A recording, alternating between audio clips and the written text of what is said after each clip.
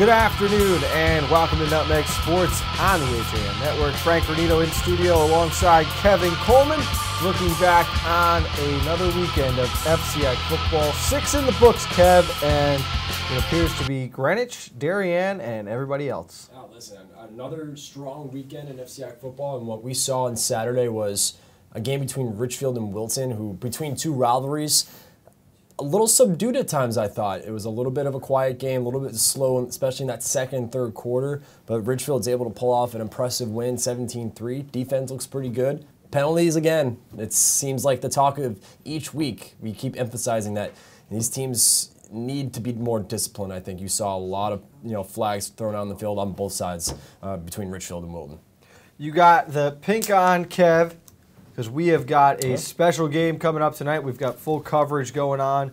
Fairfield Ludlow and Fairfield Ward girls volleyball. It's both schools' senior nights. It'll be the breast cancer awareness game. We've got a big broadcast coming up starting at 6:30 tonight, so that'll be a lot of fun. It's playoff week in the FCIAC as well, Kev. Oh, it is. And you know what? It's time. Boys soccer time. I cannot wait. We got Thursday, I believe. We start things off on Thursday with boys soccer. I think just in general, I have a good feeling about all these playoffs this year, not just in soccer, field hockey. Of course, we're going to see some volleyball tonight, but that volleyball postseason, that FCI tournament is a lot of fun from what we saw last year. We can only hope we get to see another great final like we did between McMahon and Stanford and girls volleyball. So this is a fun time of the year for fall sports for the FCI and for the postseason. It's going to be high drama, high intensity, and a lot of fun. Postseason officially begins on Thursday. We've got volleyball tonight and again on Wednesday when Canaan hosts Staples. Those games and really the volleyball bracket is still the only one yet to be determined. In soccer for both boys and girls and field hockey, you've seen the 8 teams that have already clinched. Now they're just jostling for position. We'll have more on that later on in the show, though. It is Monday afternoon, though, so that means we have got Athlete of the Week winners and nominees. Let's start with our Week 5 winners. First up, from Norwalk's field hockey squad, congratulations to Frances Mirabelli. She scored both Norwalk goals as the Bears handed the Darien Blue Wave their first loss of the season, 2-1 last Tuesday. Both teams are at the top of the league standings, Darien 12-1-1, Norwalk 12-1.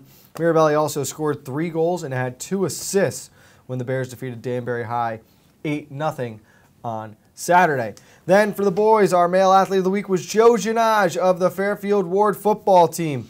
Janage had 3 sacks in Ward's 27-0 victory over Danbury, leading a defense that recorded the Mustangs' first shutout in 8 years. He also chipped in on offense, a 26-yard rushing touchdown in the win. So congratulations to both Francis and to Joe. Now for our Week 6 nominees, we will start with the females, and Kevin Coleman has our first nominee. Thank you, Frank. Starting things off with Wilton Cross Country, we got Morgan McCormick. McCormick successfully defended her FCIAC championship, winning with a time of 13:44. A senior, McCormick increased her lead during the race's second mile and crossed the finish line over a minute before second place. McCormick's time was the 4th fastest ever at the FCIAC championship race.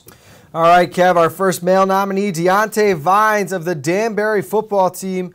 He scored on a 97-yard interception return for a touchdown when Danbury defeated Trumbull 39-27 on Saturday. Vines also added a 55-yard touchdown run as the Hatters posted their first win of the fall season. And for St. Joe's girls volleyball, we have Atlanta Ball. Ball had 21 kills and 8 digs as the Cadets remained unbeaten in FCIAC, defeating Brian McMahon 3-2 on Friday afternoon. St. Joseph is 13-0 in the FCIAC and 16-1 overall. Ball had 16 kills and 2 service aces in another 5-set Cadets victory, beating Ludlow 3-2 on Wednesday. All right, let's go to the Trumbull boys soccer team and Jason Weinstein, who scored twice and added an assist in the Eagles' 6-0 win over Trinity Catholic Wednesday. The senior also scored Trumbull's lone goal in a 1-1 draw with Bridgeport Central last Friday. And sticking with Trumbull, we're with girls soccer. Megan Ahern. Ahern had 2 goals and an assist as the Eagles won 7-0 against Bridgeport Central on Friday. Trumbull improved to 9-3-3 with the victory. Megan also picked up 3 assists in the Eagles' 8-0 victory over Trinity Catholic on Wednesday. Kev, you mentioned our female winner from cross country. How about our male winner, Ben Seipel, who won the individual championship individual championship for FCI cross country, running the Wickham 5K course in 15 minutes 27 seconds, winning that race by 17 seconds. The Staples captains finished the race in first, second, and third. They earned the Wreckers a second consecutive title. Ben Seipel of the Staples cross country team. Now we go over to New Canaan girls volleyball. Emma Wheeler, the Rams junior setter, racked up 30 assists as New Canaan defeated the rival Darien Blue Wave 3-2 last Wednesday. She also contributed 9 digs to the defensive effort. It was New Canaan's first victory over Darien since 2002. After missing the state tournament the past 2 seasons, the Rams are 11-6 this year. They are still in contention for an FCX spot. I see your New Canaan girls volleyball raise you New Canaan boys soccer. How about Alex Zarikos, who had back-to-back hat tricks as the Rams upset Ridgefield 3-1 last week and then shut out St. Joe's 3-0. Zarikos scored on a pair of breakaways during the first half against the Tigers, and he would add his final tally in that upset of number 1 off a corner kick in the second half. And the final female nominee from West Hill is Nina Bakaradze, a defensive specialist. Bakaradze had 38 assists and 8 service points in a 3-1 win over McMahon, and 40 digs and 14 service points in a 3-2 triumph over Stanford. West Hill improved its record to 12-5 with those victories. And our final male nominee, Jarrell Johnson of the Bridgeport Central football squad, ran for 117 yards and 2 touchdowns as Central defeated McMahon 26-7 for its first win of the year. Johnson, the Hilltoppers quarterback, produced a game-changing moment, though, when he completed a 25-yard pass on a 4th down play to set up the Hilltoppers' first touchdown. So there are your 10 nominees for Athlete of the Week. Make sure you get online to HAN.net, click on that Athlete of the Week tab. Get your vote in before Sunday night at 11:59. You can hear the winners of the Week 6 contest on Coffee Break next Monday at 11 a.m. Kevin and I are about to step aside, but when we get back, John Kovach will magically appear, and we're going to look back on this weekend of FCX football. It's coming up next on the HAN Network. We know it's your busy season, and that's why Walter Stewart's Market is here to make things easy by offering the best of autumn under one roof. Walter Stewart's Market is your local one-stop fall shop. There are so many seasonal flavors to savor, and Stewart's has them all, from Blue Jay Orchard's local cider donuts to Vermont Farmstead cheddar and all of your favorite varieties of local apples and pears. Walter Stewart's Market, 229 Elm Street, New Canaan, and find us at stewartsmarket.com. Want a new experience in car buying? No aggravation, no confrontation, just answers to all your questions. Scap Chrysler Dodge Jeep Ram. Car buying the way you want it to be. With one of the largest selections of new 2- and 4-door Jeep Wranglers available, we are Connecticut's Wrangler headquarters. Located in Fairfield, Connecticut, we're easy to get to. Just 2.5 miles off the Merritt Parkway, exit 44 via Route 58 South. Save thousands right now during the Jeep Celebration event and Ram Power Days. Now through October 31st. At Black Horse Garage, we fulfill all your sports car needs. We specialize in manufacturer-recommended service and aftermarket high-performance parts and installation. We have one of the nation's top storage facilities and offer a high-end collision department that understands your need for detail. Visit blackhorsegarage.com for more. The Kitchen Center offers quality cabinetry and affordable pricing. Visit our showroom for a free consultation with our professional design staff. For all your other home improvement needs, visit Northeast Building Supply, our full-service lumberyard and window showroom. The Kitchen Center, a division of Northeast Building Supply, 1470 Barnum Avenue, Bridgeport. Dr. Stephen Molinaro and Peter Healy of Family Practice Dentistry and Laser Dental Care have served Ridgefield for over 22 years. Experienced staff offer gentle drillless techniques, preventative care, and cosmetic procedures in a relaxed environment. Grateful for the community's trust and support through the years, new patients and their families are welcome. Call today. Back on the HAN Network, we welcome in John Kovach now as we turn our attention to FCX football. And Kevin, I will let you tee up this game as what a weekend it was for you. It was a nice weekend. I have to say, I was really impressed with the crowd on Saturday. Yeah. Wilton did I know they always bring it student section-wise, but that was really impressive what I saw from the Warriors. I thought they did a nice job bringing everyone over to Tiger Hollow, as well as the Tiger fans really stepped it up big. And it was a pretty good game overall. I thought the Tigers did a nice job, but before Frank and I were just talking, John, too many penalties again. Well, I was first going to say, really smart by Kevin to talk about the crowds and specifically go to the Wilton side first. He's got to make sure he keeps in touch with those Warrior fans over there. John, I'll be honest with you, actually.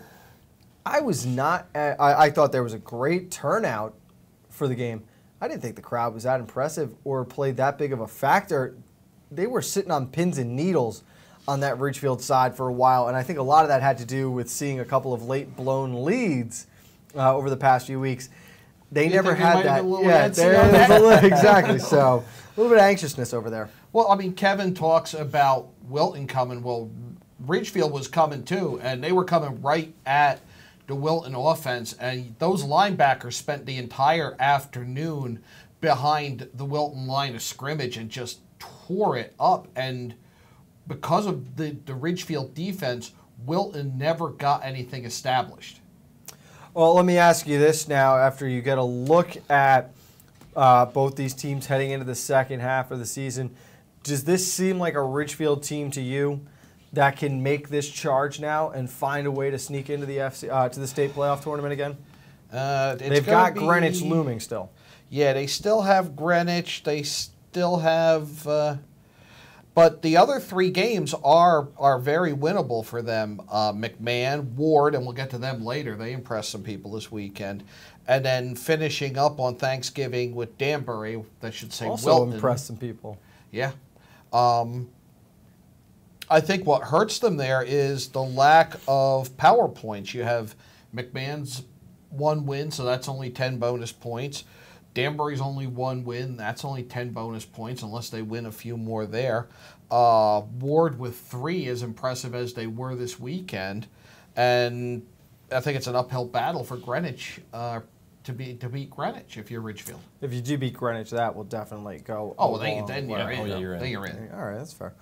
Ridgefield, a winner 17-3 over the Wilton Warriors as they reignited the rivalry. Let's take a look at the highlights and we'll break it down more just after this.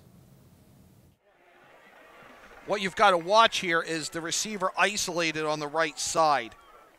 That Jimmy Kulik. Well, they go to the left side instead as Gatos runs a little whip route. He's in for the score. Tigers on the board. So first and goal now with the ball on the 10-yard line. 56 seconds remaining, and it's a quarterback draw play. Gato diving for the end zone. Touchdown. John Sullivan is coming out. They will attempt a field goal here. It'll be 37 yards. The senior is 3 of 3 on the season. His long is 38. Light wind at his back on 4th and 4. The holder is Kyle Phillips. A snap, the hold, and the kick are good. 20-yard field goal attempt with 1:43 remaining. Snap, the hold, and the kick are good.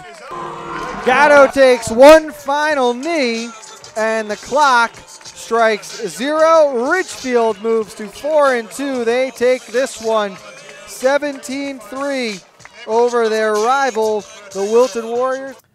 Not a lot of offenses. Both defenses really shined for the majority of this game. Ridgefield benefited early on from great field position after pinning the Warriors deep in their own territory. One player who kind of went under the radar and didn't get probably the accolades he deserved in this game, I thought A.J. Pykaz for the Wilton defense played a tremendous game, John. He caused a lot of issues with that Ridgefield offense, but in the end, just Ridgefield benefited from enough positive breaks that they were able to take care of business. And Wilton, it's a team that if they get behind early on, I don't think they have the pieces in play to really play catch up. I think that's part of it, and I think there were some fundamental mistakes that need to be fixed. I saw a number of times when Ridgefield threw the quick screen and Wilton had players there to make the stop, and they didn't wrap. They just went in and tried to deliver a blow and end the play that way, and then gave up, second chance yardage to the Tigers, and you can't do that to Ridgefield. Particularly if you don't have an explosive enough offense to get into a shootout with them. He didn't have the game that he had last week against St. Joe's, but Jackson Mitchell, again, Kevin, showing that he is one of the best weapons that an offense has in the state. Just such a mismatch problem for safeties and linebackers to guard when he lines up in that slot there. And he's only a junior, too, so Coach Kevin Callahan and the rest of the Ridgefield Tigers have to be thrilled that he's going to come back. He's got another year. He's really having a standout year. He's making a name for himself here for the Ridgefield Tigers, and he's got the size, he's got the build. and he can beat defenders with his feet, with his hands. I mean, the guy seemed like he can catch anything. He was almost at times looked unstoppable, and he really was the big target. He's that guy that Greg Gatto likes to get the ball to. On the other side, John, were you surprised that Wilton didn't go to Harvey Alexander more, or at least go to him earlier than they did? Almost, I think he only had one carry in that first quarter. That surprised me a little bit, although you have to think Ridgefield's keying on him. But I also think they just didn't have time to get the ball to him. There was so much Ridgefield pressure coming that I think they went to make a read, and if you were going to give to him, you had a linebacker flying up through the A gap or the B gap, so there he's not going anywhere. So I'm going to take it and try to bounce it, and they were just never able to do that. They ran a healthy dose of option, too, as well. Obviously, that triple read option. But there were a lot of plays early on, John. We felt that Calabrese needed to pitch, really isolate that man out on the corner, force their defenders out in space to make plays. And it was a lot of just keep, almost like a design quarterback sweep with a dummy. That's what surprised me more than the lack of the gives to Alexander, because I could see you running Alexander into the middle, drawing the defense in, knowing that they're going to be looking for where is 27 on the field, and then try to get outside. What surprised me was the lack of pitches. I think it was only one time, twice tops, that we saw a true pitch on an option to the corner.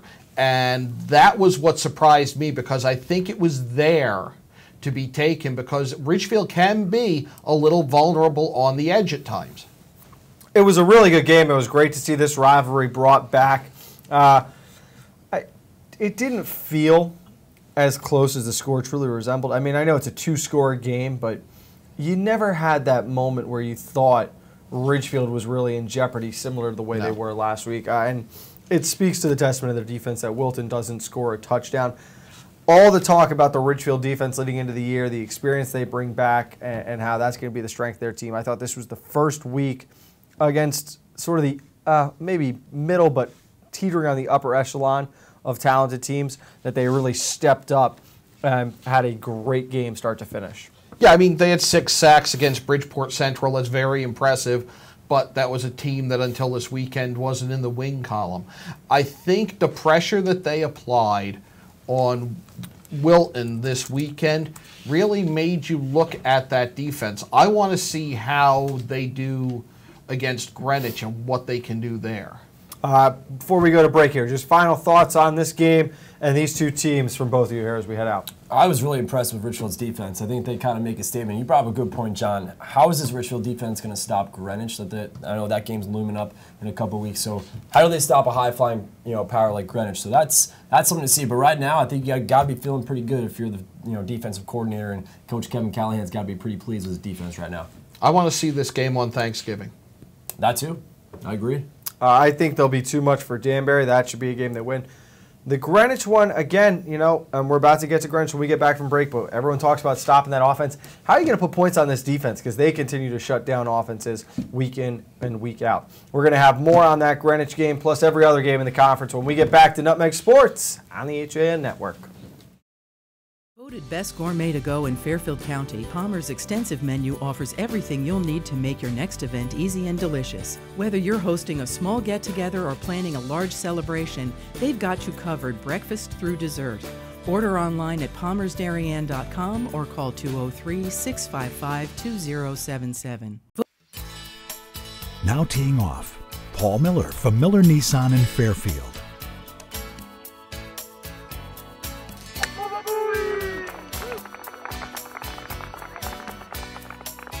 Excuse me, Mr. Miller. What about my new Sentra? Right now, lease a 2017 Sentra S for only $97 a month. He is never going to retire. Bankwell combines the best personalized service with high-tech banking features for our customers' convenience. We pride ourselves on being a strong community partner. You don't settle for average in anything else you do. Why settle for an average bank? Don't just bank when you can bank well instead. Visit mybankwell.com for more. Manfredi New Canaan is celebrating 3 exceptional years selling Rolex watches and fine jewelry to the Fairfield County community. We appreciate all our loyal clients and look forward to welcoming and helping you discover the perfect gift to celebrate life's most important occasions. At InSports Trumbull, the game is always on inside. Registration is now open for our fitness training programs for high school athletes. The InSports Performance Center is offering blast speed classes, athletic functional movement assessments, and both men's and women's elite speed and strength training. Our premier programs help bring athletes to the next level. Call 203-268-1214 for more information. Like and follow us on Facebook. Back on Nutmeg Sports, Frank Granito with Kevin Coleman, John Kovacs, going back over the Friday of football in the FCIAC. Let's start it up with St. Joe's at Stanford. Cadets a 48-20 victory, firing on all cylinders in this one, John. Sheridan, Malazzi, Summers, the big three were rolling. Summers throws for 4 touchdowns. Sheridan runs for 3. And Sheridan, for all he's done, I don't know that we've talked a lot about him yet this year because all the talk's been on Summers and what he's been able to do leading that offense. Just a great win by St. Joe's coming off that huge comeback against Ridgefield. You wonder how a team is going to react after a game as emotional as that Ridgefield game. Still has Staples looming on the calendar each week, though. The game on Thanksgiving just loses a little bit more interest. This week, it's due to a Trumbull loss against Danbury. We'll fast forward to Saturday to cover this one, but Danbury 39, Trumbull 27. The Hatters getting their first win. Deontay Vines a force on both sides of the ball, and is incredible. Great win for Danbury. It's the kind of win this program was looking for, but it needs to be said. It needs to be addressed right now. What is going on in Trumbull? I know they were shorthanded because you had the ejection last week of Marquise Woods. That a big loss, but this is a Danbury team that hadn't broken into the win column yet. And they do it, and they do it in a dogfight, and they do it by 2 scores. This is a win that Danbury, I think, can build on and finish this season with 2 or 3 W's. Trumbull had the lead 21-20 at the half, a scoreless third quarter, and then a 19-6 fourth quarter in favor of the Hatters. They scored on defense, they scored on special teams, they scored on offense. It is a great win, Kevin, for this team and this program. Well-deserved for these kids. It is well-deserved, and John makes a good point. This is a game. This is a victory they can build off, I think, and it's good for the program. And you're right, Frank. What is going on with Trumbull? That is a bad loss for the Eagles. And we had all this hype around Colton Nicholas this year at the quarterback position. It's unfortunate, but again, really nice win for Danbury. How about John and I picking the Hatters this week? Look at that. No?